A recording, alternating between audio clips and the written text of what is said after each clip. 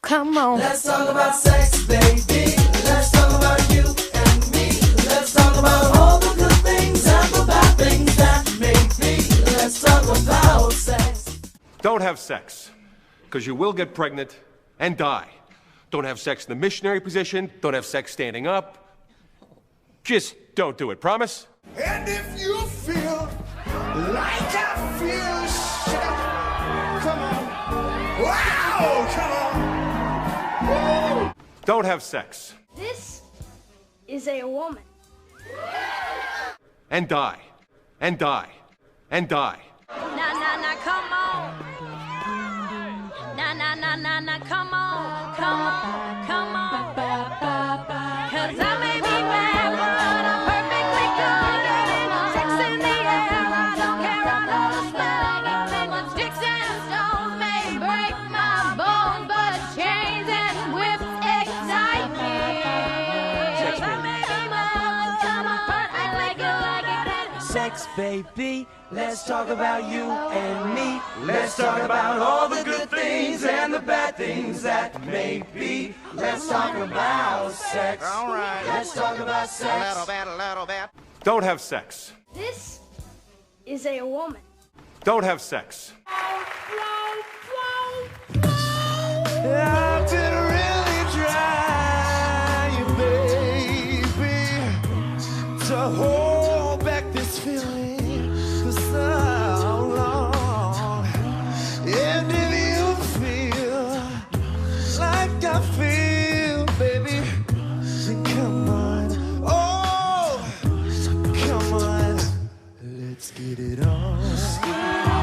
Oh, baby. Don't have sex, because you will get pregnant and die. Let's get it on.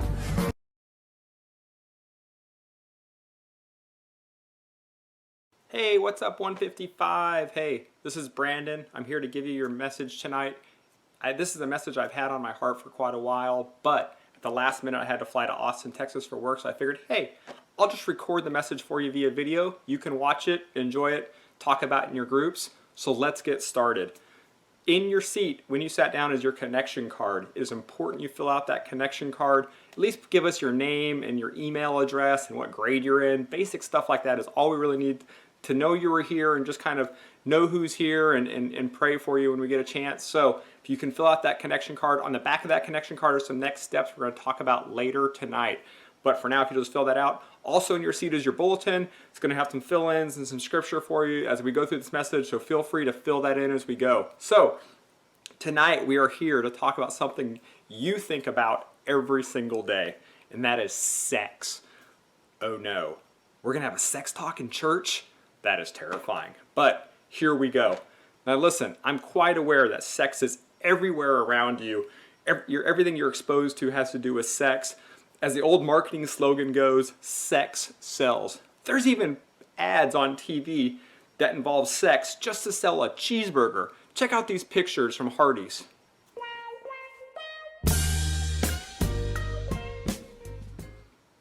I mean, really, is that necessary to sell some cheeseburgers? You have to have those pictures?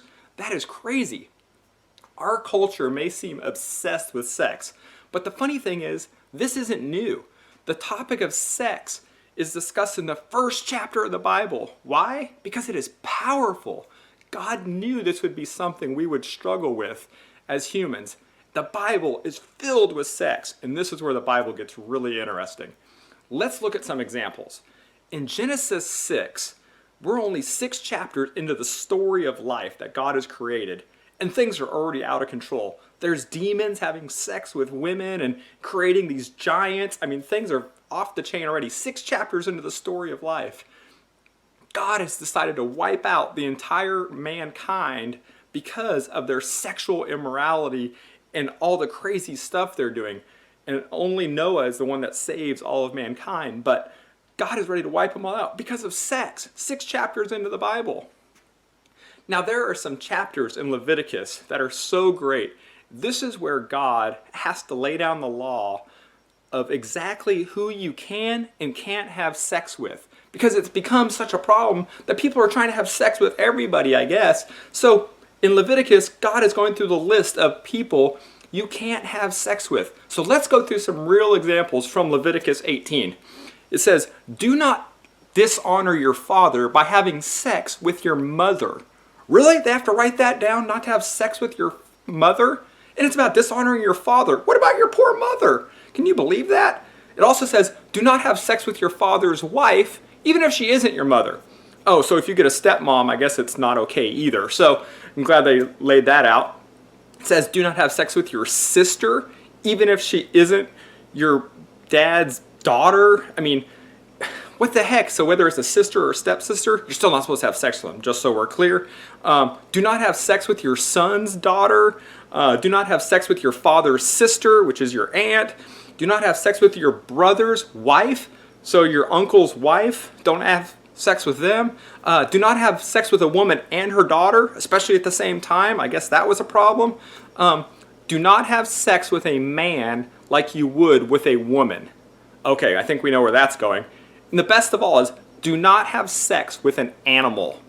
Really? We're that out of control now that we're having sex with animals? What the heck is going on? That dudes are just trying to have sex with everybody they can find, I guess. And I mean, you guys thought you were horny. I guess they were trying everything they could find. So now let's talk about what sexual purity looks like and why it's important. Number one, on your outline, and maybe here on the screen, I don't know, purity is to be protected. Number one, purity is to be protected. You get one shot at this, one shot at maintaining your purity. God designed you to be with one person, one person. The act of sex is very powerful, and it is burned into your being and into your soul. Being with someone sexually is something that cannot be forgotten or undone. You carry that with you forever.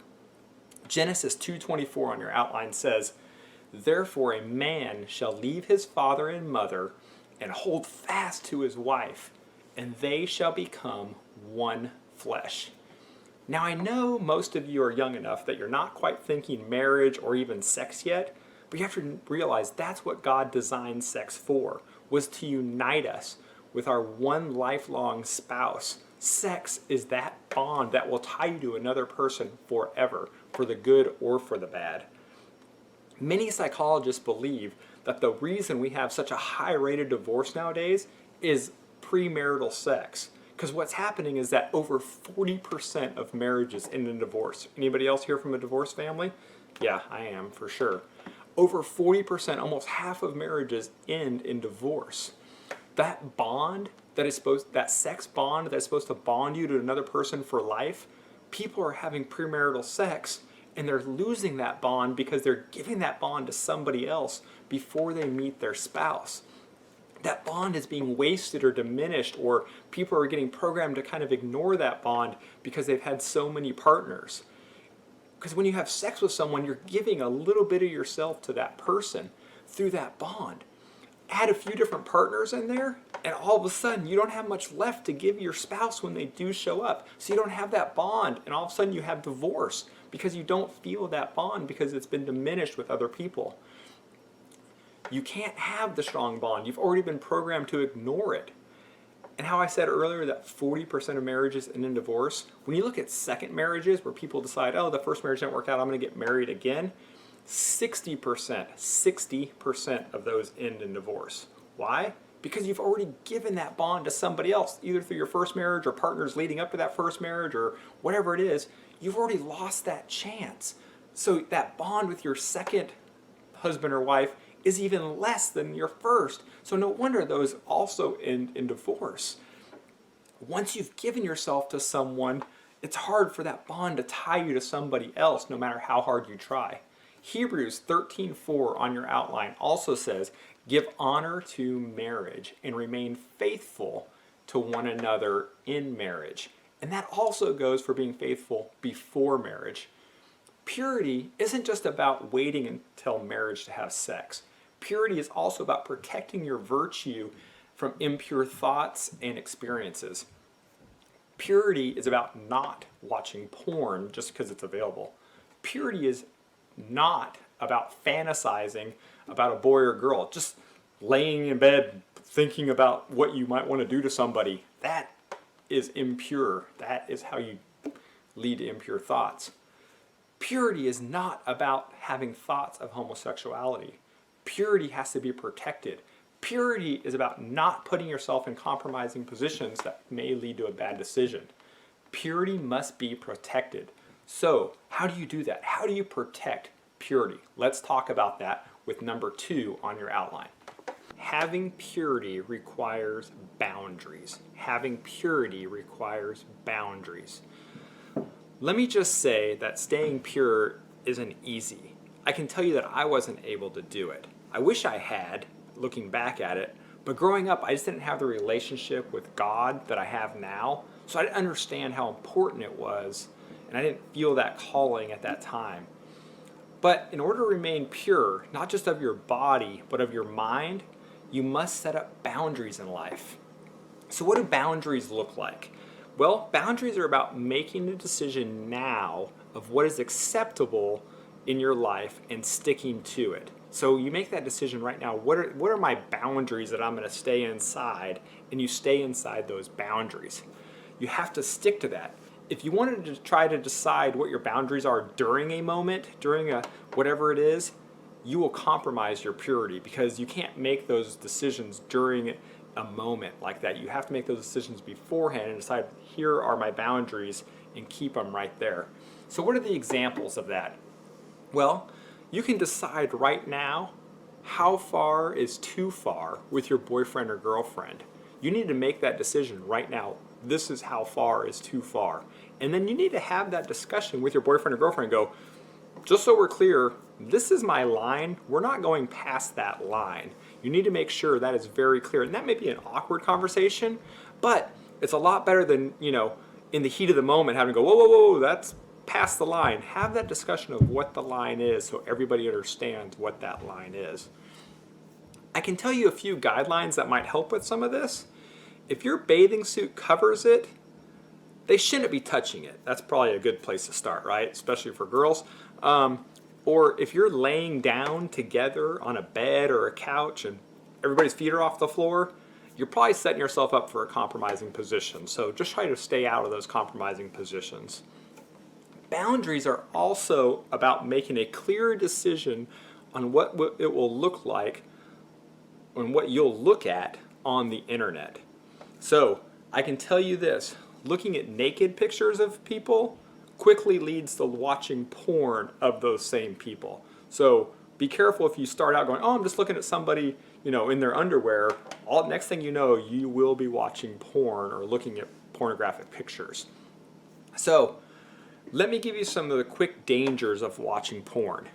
It is going to set you up for a very, very disappointing sex life later in your life. Very unhappy. Because, let me break it to you this way about porn. It's fake.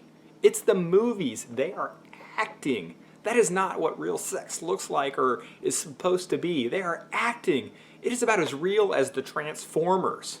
Okay, I know some of you think the Transformers are real, but they're not, and neither is porn. So, thinking your sex life is going to be like a porn someday is about as realistic as thinking you're going to be Iron Man someday. I'm sorry, you're not going to be Iron Man either. But you can't set yourself up for that kind of disappointment by programming yourself with that's what you think real sex is about. Boundaries are about not listening to what society tells you is okay, but listening to what God puts in your heart. And here's the thing, God will never, ever suggest sin as a course of action for you. If you have that feeling like you should sin, that is not from God. That is from the devil. They are tricking you. He is tricking you. You will never have the feeling that you should sin from God. He will never put that in your life. Oh, and one more thing before I move off this topic of boundaries, and this may get a little edgy, so I'm sorry, but regardless of the technicalities and what your friends might say, oral sex is sex. And that's all there is to it. If you're doing this and you're thinking you're protecting your purity because you're not having real sex, you are kidding yourself and you need to stop. You just need to stop because it's the same thing. Regardless of what you think it is, it's the same thing. You need boundaries in all aspects of your life if you want to keep pure. If you aren't going to drink until you're 21, you need to create that boundary in your life right now. Don't wait until somebody hands you a cold beer and go, I wonder if I'm going to drink before I'm 21. You need to make that decision right now and set up that boundary in your life so you know, hey, I'm not going to drink until I'm 21. It's really the same with all the sin in your life. Set up boundaries now of what is okay between you and God so you don't compromise your values in a moment of weakness, because that's what happens, is a moment of weakness leads to you compromising your boundaries.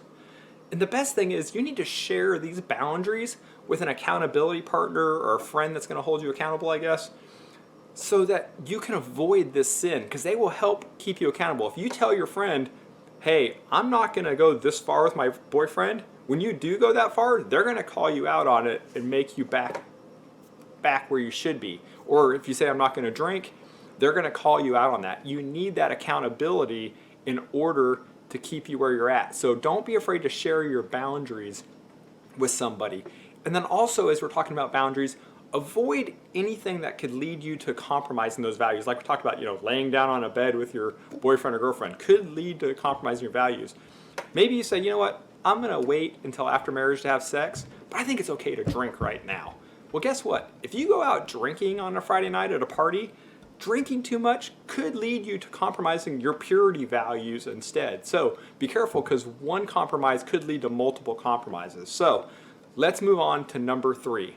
Temptation is everywhere. Temptation is everywhere.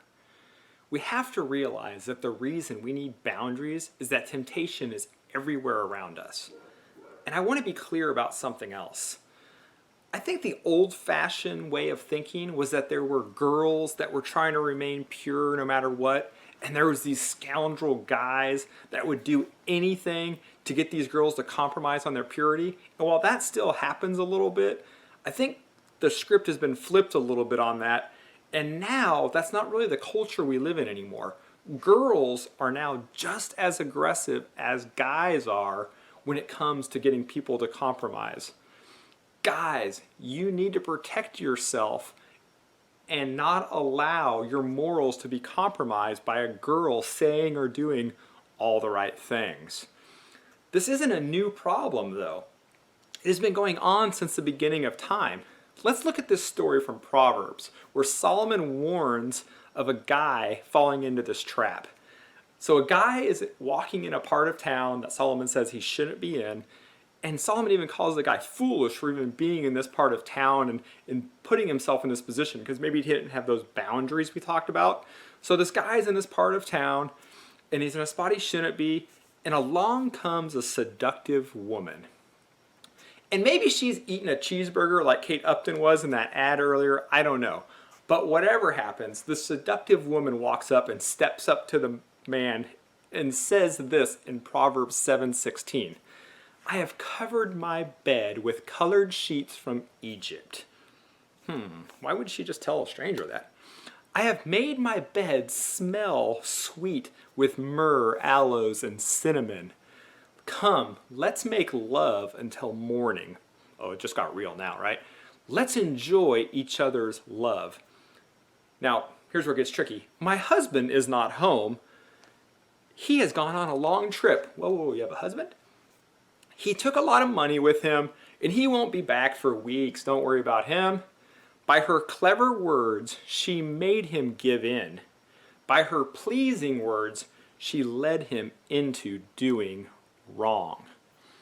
All at once he followed her, obviously, like an ox led to the butcher, like a deer caught in a trap and shot through the liver with an arrow, like a bird caught in a trap.